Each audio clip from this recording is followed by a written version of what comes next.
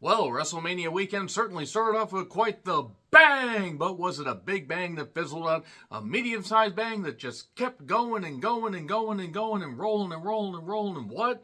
Or was it a small bang that grew into a big bang so big that it exploded and permeated and came all over your face and all over your body to the point that you were just like, yes, yes, bang, bang all over me.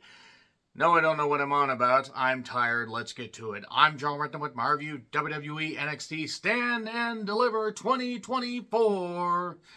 Yeah, I'm reviewing this later because I worked about 9 hours and then came home and watched WrestleMania 40 Night 1. That review is obviously up. You can check that out. And I decided, because I was basically badgered into this, yes, people threw badgers at me. Where did you get the badgers? Why would you anger the badgers? Honey badger don't care. That's a really dated reference. So, this actually was a pretty decent show. There were a few things that I had issues with. I think you can probably guess what those were. And no, this is not a return to me reviewing NXT weekly. There's going to be occasional NXT reviews if they actually have some hot shows like this, but they need to cut out some of the bullshit. I'm also going to say right now, this might be the worst offering the commentary, the NXT commentary has brought in a while. I mean, I like Stu, or Wade Barrett. Him and Vic would work just fine. Booker was just there to wreck everything. Booker T can be entertaining. He just sounds like he's having a series of strokes. What the hell is he on about? Honestly, what is he on about? That's one thing I didn't care for. So they were in the Wells Fargo Center in Philadelphia, Pennsylvania, the home of SmackDown and then the Hall of Fame. Those reviews are up on the channel as well. They had between 13 and 14,000 people according to WrestleTix. Delayed because of work. I will do my best to try and review big events going forward, but if I have to work and these have to be delayed, I do apologize. What do you want from me? The paycheck and sleep are more important. So, the kickoff. Megan, Sam, and Ariana Grace were hosting this. Well, at least Ariana for the first 30 minutes. They run down the card. Ridge shows up. I thought he was done. No, he isn't, because Shawn Spears is trying to bring something out of Ridge Holland. Get to be a personality, at least on TV. I just noted that Booker T gets in the way on commentary because he's a moron. He's actually not a moron. He is very smart. He just sounds like a moron. Shawn Spears took on Joe Gacy. Ridge hits Joe Gacy from behind with a chair. No matter how much they try to, juice things up with some people, it's just not going to work. The match was okay. I mean, Shawn is a fine worker. This is his last run. He's probably going to go into a producer role within the next year or two. Joe Gacy wins with a handspring lariat, which is a nice move. Joe can work. He cuts a pretty good promo. I don't know. But the main show, Metaphor hosted and appeared in various segments. And that's the only time I'm going to mention Metaphor beyond this. I have nothing against the individuals in particular, except Noam Dar makes no goddamn sense. Oro in the Blind Force, or Oro Menza, I think is his name. He's talented. Lash and Jamara have good looks, but it's a stupid group. So, Steiner and Corbin took on Axiom Verge and Frazier for the Tag Team Championships. Steiner and Corbin are the tag champs, and I'm not really sure what we're doing here because I thought Steiner got called up to SmackDown. This is where people are floating between brands, and I don't get it. Jumpstart by the faces. Steiner is very good, and Frazier, if he wasn't a crackpot, I would actually praise him a lot more, but he's proven that he wanted to be part of a church that really is just nuts. I'm not saying all churches are nuts. Read up on the church that he joined, you'll get it. The crowd was very into this. In fact, the crowd was one of the best things on the whole night. A Frankensteiner with a bad landing. I'm glad everybody's okay. A 450 for 2, a top rope cutter that could have ended really badly. Corbin even hits a splash. Corbin has never been bad in the ring. I hated the Constable Corbin stuff and the King Corbin stuff.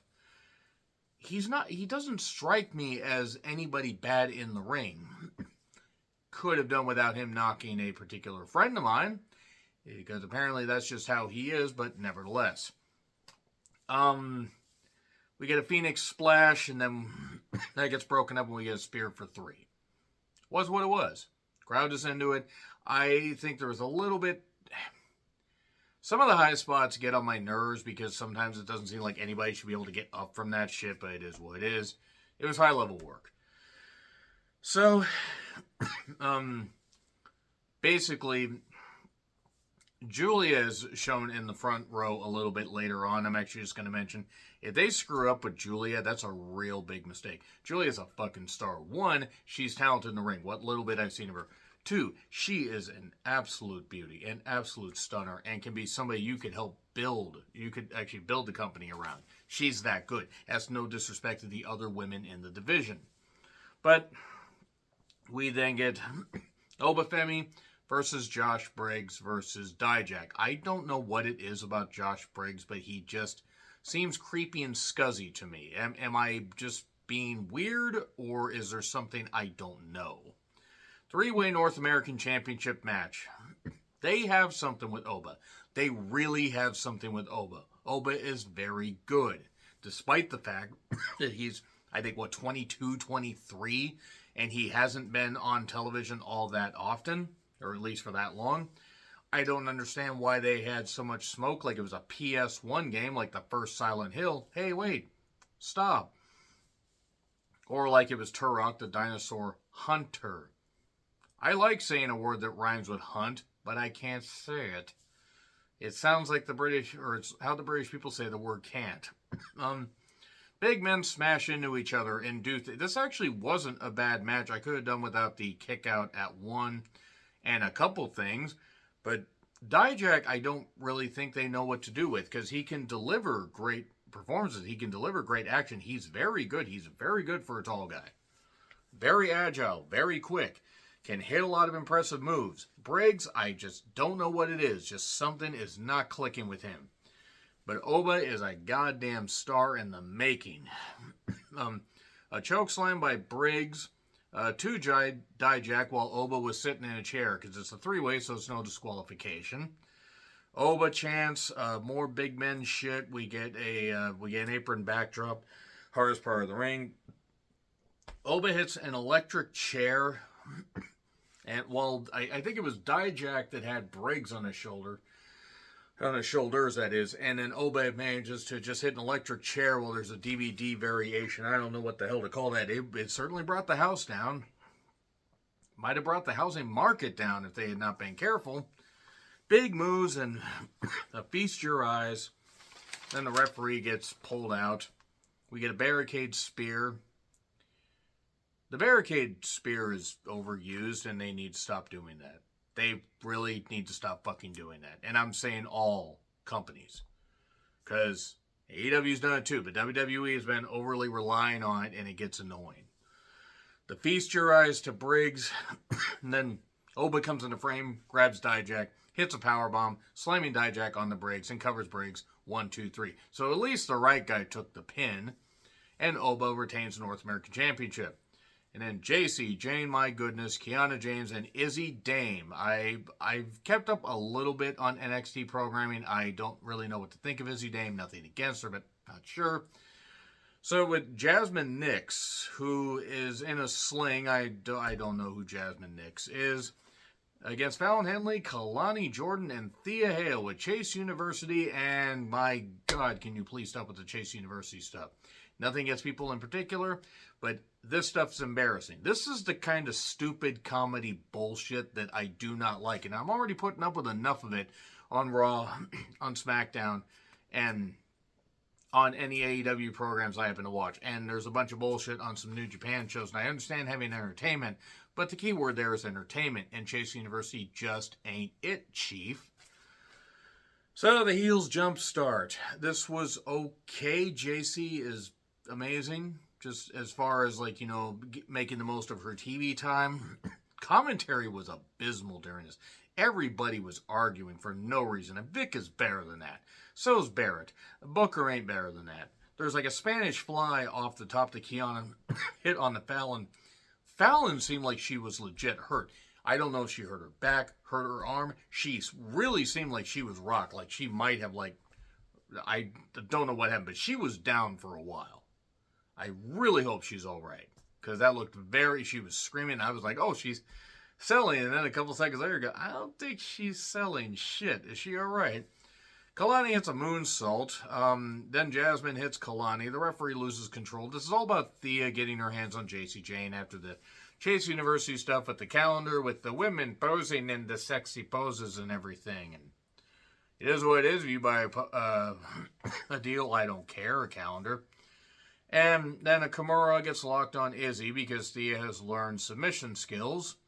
And she learned those a while ago, by the way, to be fair. That was actually got utilized in her feud with Tiffany Stratton. I remember that. And a tap out. So Izzy tapped out. Oh, okay. That was something. Also, Ava Braun announced that there's a North American Women's Championship coming soon. Good idea. Maybe get rid of the tag titles and just do a mid-card championship on the main roster also. Julia's in the front row. I'm just going to say right now, once again, that if they screw up with her, that's a mistake. It's not that it won't take her a little bit of time to acclimate to WWE style and learn to do the big shit when she should. Because she's been doing a lot of that stuff while she was working for Stardom. And what I've seen, what I was furnished with specifically, she has a lot of skills. A lot of skills. She has an aura about her. Boy, howdy does she ever. Speaking of aura, we have Lyra Valkyria with her wingspan, impressive wingspan, because she had wings. She had wings. I run a clean show here against Roxanne. Newly heel Roxanne, who snapped Lyra's arm and kept targeting the arms for the Women's Championship of NXT, as opposed to the Women's Championship of a defunct promotion. This is not Defunct Championship Wrestling. This is not WrestleSpective. Check out that channel. They're pretty goddamn good. So, Roxanne targeted the arm for a long time. But it made sense. It made sense psychology-wise. Lyra kept fighting back, but she had 2 Northern Lights, but she just couldn't power through and doing some other moves. Roxanne would keep targeting the arm. A DDT to Lyra on the floor, which should have spiked her. And then Pop rocks for 2. Then post spot, she's like, why won't you just, I want the title. It's mine, mine, mine. She's basically channeling Daffy Duck, with the genie lamp. But Lyra kept fighting back. The referee got basically rendered ineffective. It's like, hey, you shouldn't put her arm in the post like that. But what are you doing? Tatum shows up. Boy, howdy. And Tatum has had a friendship with Lyra. And Lyra basically roars back, but then accidentally has a collision with Tatum. And then we get the crossface, or the cross breaker as I called it, because the way she was like, Roxanne was wrenching on that, it was brutal. And then a high kick for 2. And then the crossface reversals, a Poison Rana. I hate the Poison Rana no matter who does it. I think it's dumb. And then Pop rocks in a crossface in the ring, and basically Roxanne pushes off, gets in the middle of the ring, has crossface on, and Lyra has to tap out. So that's the second tap out. The second straight match by a tap out. It is what it is. You know what? They took it seriously. Roxanne, she's not going to have it long. Julia's going to beat her for it no later than the SummerSlam TakeOver, whatever the fuck they're calling it now. And then Tony D took on Ilya Dragunov. Basically, Ilya had a busted hand. This is for the NXT Men's Championship, and Ilya favored his hand, but also would, use his good hand, lock his wrist of his bad hand, and do German suplexes. And Ilya is unbelievably strong and just really able to throw people and doesn't give a shit about hurting himself. So why is he going to give a shit if he hurts anybody else? In all seriousness, he is a very safe worker. It's just the impactful style that he does. German suplexes, the knee strike. Tony D would not accept stacks, interfering on his behalf. And then a few belly-to-bellies, including one off the top. And then the announcer's table got cleared off. We got a Super H-bomb through the table, and then a Super H-bomb got the victory. 1, 2, 3. There you are. And there was a story where Ilya had to go through. I don't mind Tony D in the ring. I think the vignettes are stupid. The stuff where it's like, oh, he's doing this stuff where he has a camera crew with him and he takes Ilya in his car and does all this weird stuff, and just why? Just why? It's not adding character at this point. But there's a show of respect. Makes a whole lot of sense. It is what it is. Lyra then yells at Tatum saying, now is not the time.